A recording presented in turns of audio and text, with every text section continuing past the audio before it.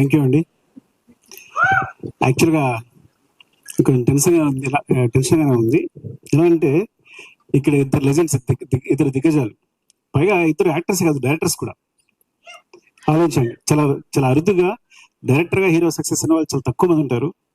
అలా so director come heroes ఇద్దరు కూడా, అర్జున్ సర్జా గారు, ఉపేంద్ర గారు. అర్జున్ సార్ అయితే నేను హనుమాన్ జంక్షన్కి అసిస్టెంట్ డైరెక్టర్గా చేశాను.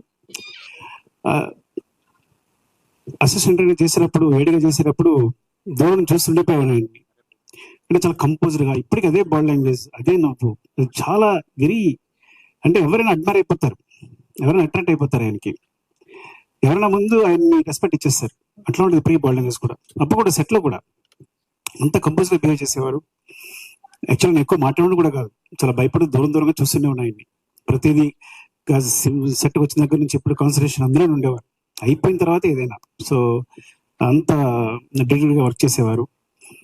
అండ్ ఇట్లా ఆయనతో పాటు ఇక్కడ స్టేజ్ పంచుకోవడానికి నేను అదృష్టంగా భావిస్తున్నాను నిజంగా. అంటే లైఫ్లో ఎలాంటి ఇబ్బందులు వచ్చినా, ఇప్పుడు జై హింద్ సినిమా బాగా గుర్తు.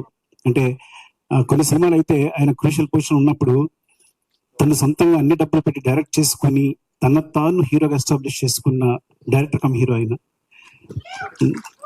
చాలా తక్కువగా జరుగుతుంది అది. అంటే ఆయన నిలబెట్టుకున్నారు మొత్తం అంతా పెట్టేసి.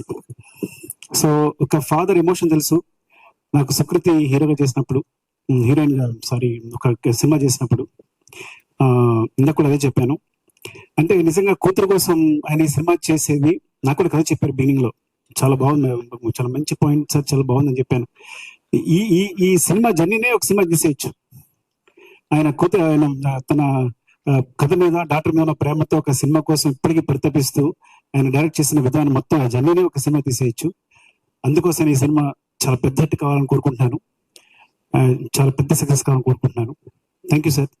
Thanks for this opportunity. మీతో కలిసి కూర్చున్నందుకు థ్యాంక్ యూ అండి. లవ్ యూ అండి. Love you sir. And Upendra గారు, నేను ఫస్ట్ నాకు తెలిసి ఏ సినిమా చూశాను, తర్వాత ఓం అనేది తర్వాతే డబ్బినట్టు, తర్వాతే డైరెక్ట్ చేసినట్టు నాకు తెలిసి. ఏ సినిమా చూసినా బాగా గుర్తు. అంటే ఇంకా ఇండియాలో ఏ డైరెక్టర్ చెప్పక్కల పిచ్చి మ్యాడ్ అంతా అసలు, అంటే ఆ కన్ఫ్యూజన్ అంతా ఎలా కనిపిస్తుంది అంటే ఇప్పటికీ ఆ ఏ సినిమా చూసినప్పుడు బయటకు వచ్చినప్పుడు, అంటే పరంగా చెప్పాలంటే ఉపేంద్ర గారు వచ్చిన తర్వాత ఓం, ఏ, ఉపేంద్ర, ఈ 3 సినిమాలు తీసిన ఏ డైరెక్టర్ అయినా రిటైర్ అయిపోవచ్చు. నేను కనుక అలాంటి 3 సినిమాలు తీసి రిటైర్ అయిపోయినామండి. అంత కల్ట్ మూవీస్, అలాంటి మూవీస్ మాకు ఇచ్చారు.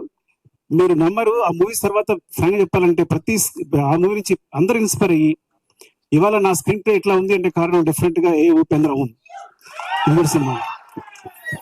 అంటే ఎప్పటికప్పుడు ఆడిన సర్ప్రైజ్ చేయడం అలవాటు ఆయనకి.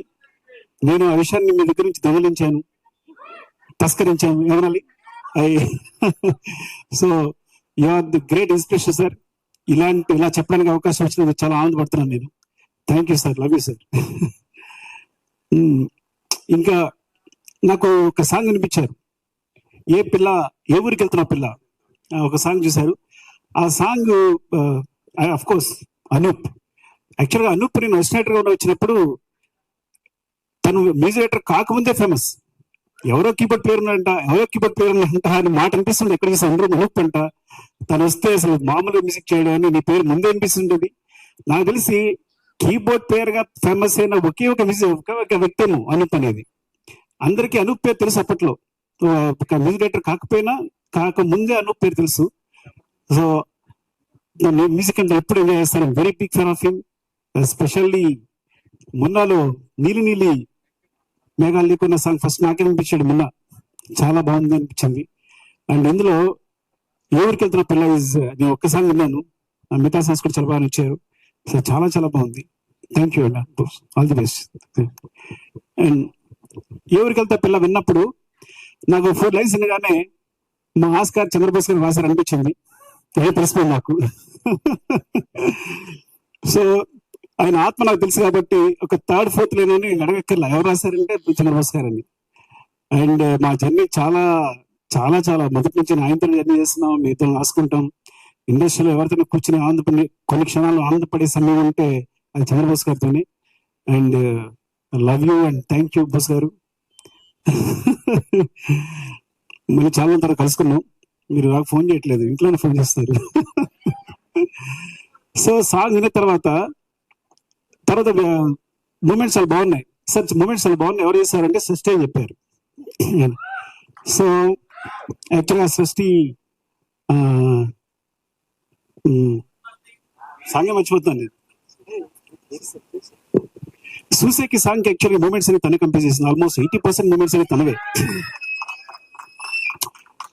80% మూమెంట్స్ అన్ని తనవే యాక్చువల్గా. సో ఈవెన్ చిన్న చిన్న మాంటేజెస్ కూడా తనే కొరియోగ్రాఫ్ చేసింది. సో ఆ క్రెడిట్ తనకి ఇవ్వాలి, ఎప్పుడు ఇవ్వలేకపోయాను. ఆల్ ది బెస్ట్ సృష్టి. నేను చాలా హ్యాపీ ఫీల్ అయ్యాను ఈ సాంగ్ చేసామంటే. Thank you. అండ్ ఇంకా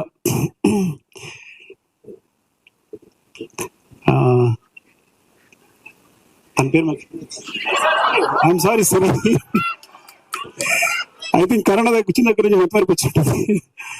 సరే, all the best, all the best సరి.